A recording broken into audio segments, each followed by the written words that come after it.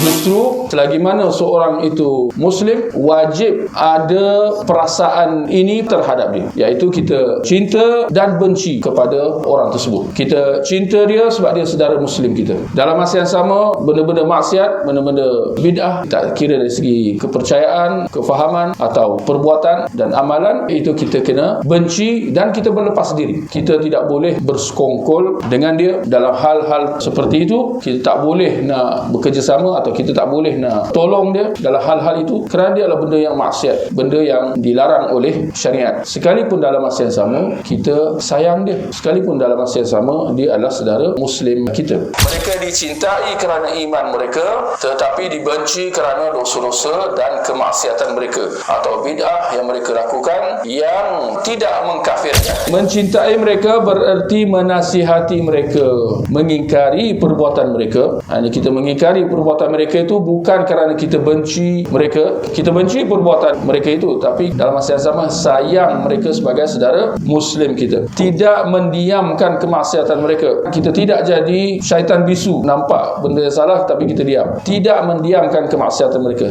kita tidak berdiam apabila melihat maksiat yang mereka lakukan. Memerintahkan mereka kepada kebaikan, melarang mereka daripada kemungkaran. Hukuman-hukuman dan ta'zir ditegakkan atas mereka agar mereka menghentikan perbuatan maksiat dan bertaubat daripada keburukan mereka. Tetapi mereka juga tidak dibenci dengan kebencian yang murni. Mereka tidak dibenci dengan kebencian yang penuh dan bara, berlepas diri. Kita tidak berlepas diri daripada mereka sebagaimana yang dilakukan oleh Khawarij terhadap orang-orang beriman yang melakukan dosa besar yang bukan syirik. Mereka tidak juga dicintai dan diwala, dan diberikan kesetiaan secara penuh sebagaimana yang dilakukan oleh Murji'ah. Sebaliknya, kebenaran adalah pada jalan pertengahan dan ia merupakan mazhab Ahlus Sunnah wal Jamaah. Ahlus Sunnah wal Jamaah di sini ialah pegangan salaf.